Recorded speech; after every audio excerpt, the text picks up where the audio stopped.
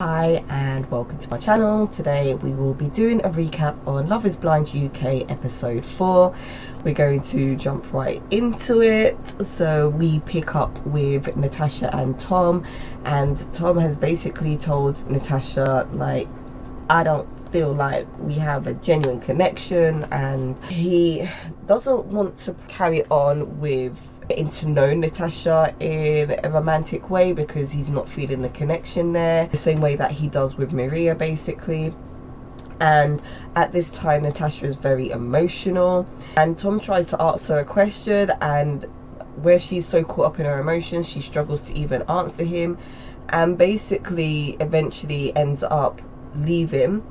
But before that, Tom does mention how he thought that it would be a massive gamble if they got married, which is fair enough, but why do you feel like it's going to be a massive gamble? What is it about Natasha that makes you feel this way? Natasha, being positive, doesn't believe that their story will end there. She feels like there's still a chance for them. However, at that time she's still pretty emotional and the other ladies are trying to comfort her, and at the end of the day Natasha feels like being on Love is Blind has helped her grow her confidence. I'll agree with that. So Tom and Maria, compared to his relationship with Natasha, Tom feels that Maria would make the mundane in life fun. He says that, well, he does tell some of the other guys that, and Maria, she mentions that how even though Tom was speaking to other people, he might have been building a connection, she always felt secure in, I guess, her position in how Tom feels about her. Maria says she couldn't picture her life with anyone other than Tom. She does say to Tom that how she does love him, and Tom does confide in her that he doesn't want to get hurt, but at the end of the day he's going to take a risk, and he does ask Maria to marry him, to which she does say yes. Before they leave, Tom does tell Maria that he loves her, and Maria does mention that from the start Tom made her feel okay, and that Dad would have been proud of the person that she has decided to spend the rest of her life with. When it comes to their meeting, they are pretty nervous. Maria said she was going to be in her red dress and her red lippy, which she pretty much is, and Maria says that how Tom has fallen for the important things about her. So I guess it's not about looks, but it's about how they make each other feel. Anyway, when they've met up, immediately they start kissing, and I don't even know what to say. Lipstick. Me personally, I don't really wear makeup, but even I know if you're going to be doing all of that kissing and all of that, wear something that's not gonna smudge. The way this man had lipstick on his face, well, not even just his face, but all over this area, come on. You're a makeup artist, I'm sure you have something in your bag that wasn't going to create the mess that was there. Was you just doing this for kicks and giggles? Like, I really don't like the amount, and it's not even like a small amount of lipstick. There was hella lipstick. He's just taken the lipstick, gone stop, and then just tried to wash it off, and it got everywhere and it's just stuck. That's how much mess it made. And the fact that he carried on with the second proposal with his clown face makeup on, gotta give him props. Also, production, you're messy as hell. You could have let the man wipe his face. I don't think anyone would have really cussed so much. I know you're just trying to make it as authentic and keep it in the moment, but bloody hell, what the ass are you doing? Anyway, they are saying that how they feel so comfortable around each other. They seem to be to each other, if you're going by the fact that he has lipstick everywhere at this point. But I think that was the funniest proposal so far. I don't know if there's going to be any more. I haven't really watched the other Love is Blind franchise seasons properly. I did watch some of the US, but I'm not going to lie, I don't remember nothing.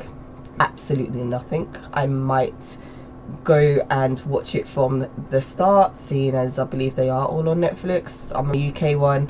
I did set the Mexican one up on my watch ad list to get to that as well, so I might as well just go the whole 9 yards and just do that with other shows anyway, so why not Love is Blind? So we will get into those. Anyway, back to our peoples. Sam and Nicole. I think that sums up how I feel basically.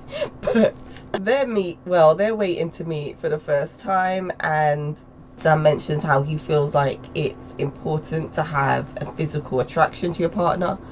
Nothing wrong with that, but for Sam it seems to be like the physical aspects of the relationship are more important than anything else. Again, I don't hear him go speak on anything that may affect him emotionally, not properly. It's, as Jasmine said, all surface level. He doesn't have any depth to his character, and I'm sure he does. I'm sure he can be a very nice guy when he's not trying to act like he's God's gift to women, and that as soon as people see him they think he's attractive and he's only after a one night stand. It seems appearances matter a whole lot more than else in a relationship. But Cole, who doesn't seem to have the same kind of feelings in that regard, is saying that she is ready to give somebody a second chance. You're giving your chance to the wrong person, but hey, that's neither here nor there. But as soon as they meet, you've already got Sam posturing like a peacock, asking, what do you think? Seriously, not even, oh, you look beautiful. Like, you couldn't get a compliment, you're asking her opinion as soon as she sees you. Really? Is that necessary?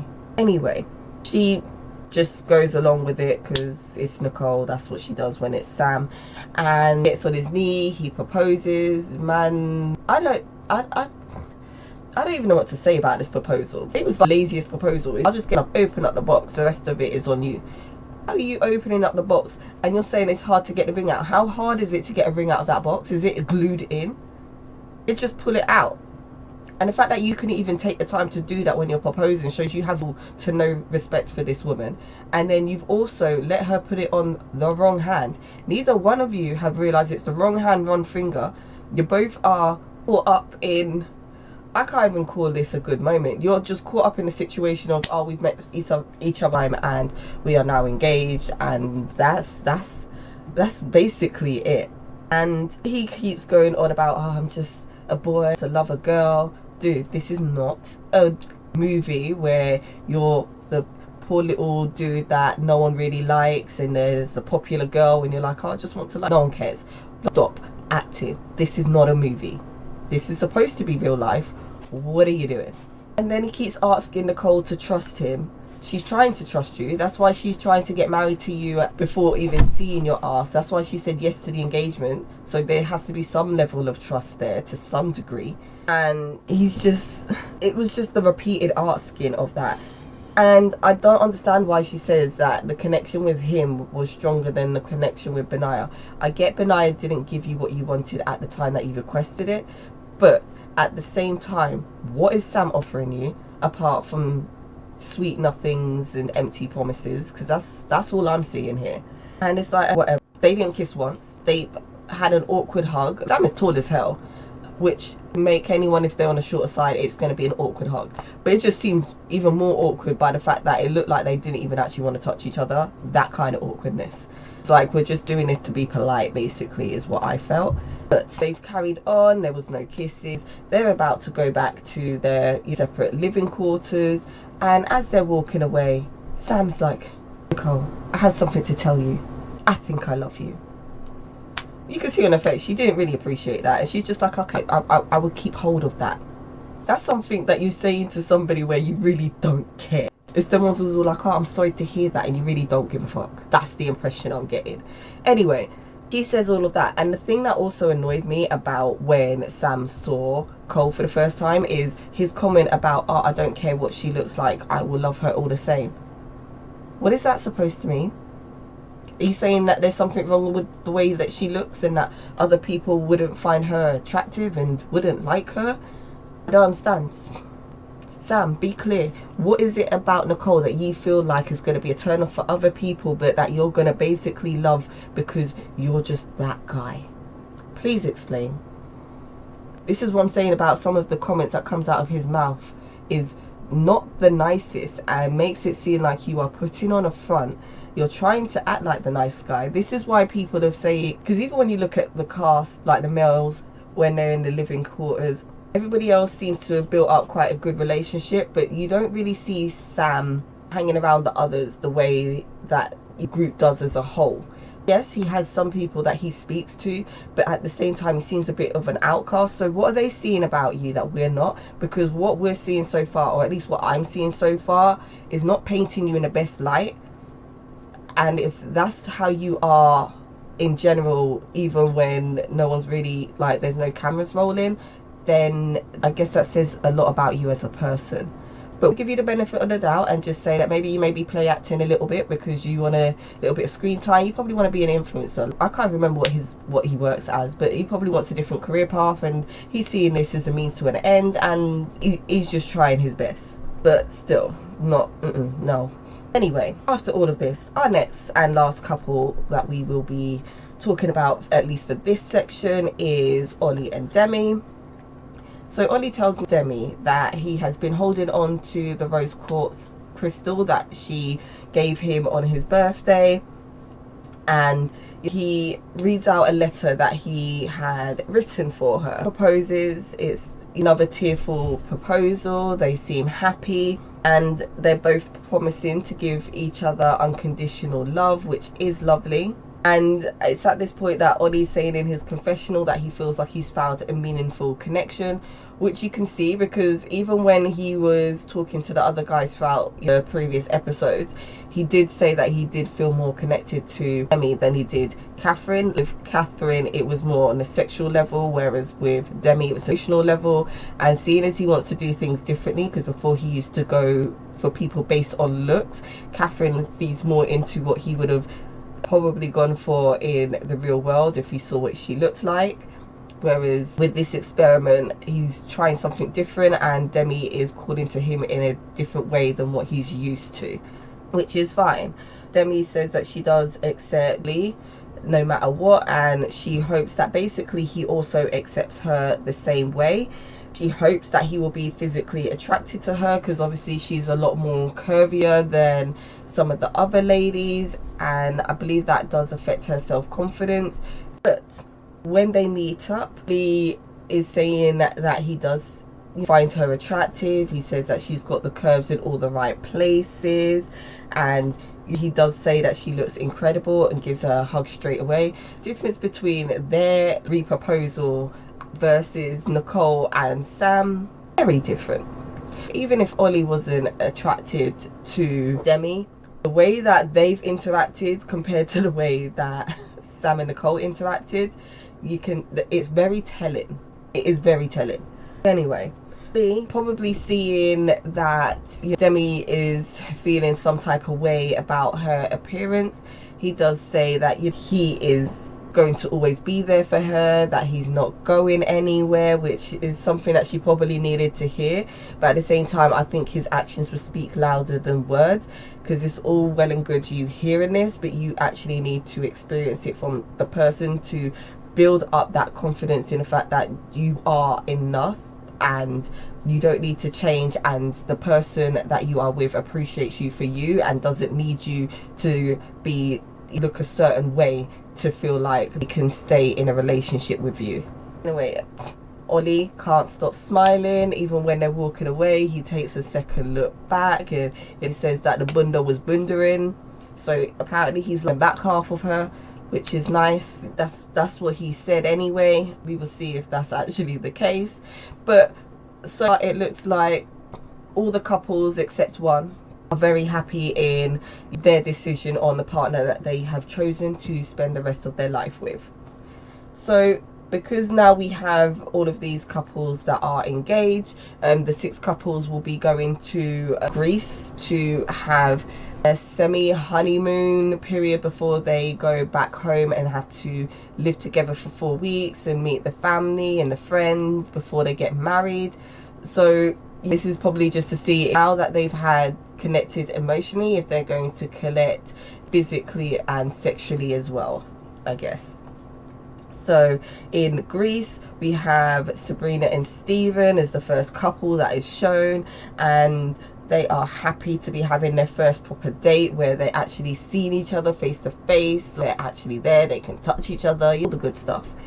And Steven mentions that he is looking forward to sharing a bed with Sabrina. It's the next day and Stephen and Sabrina had a good night with each other. It seems that they may have got intimate, which if you feel it, you feel it. Do what you gotta do.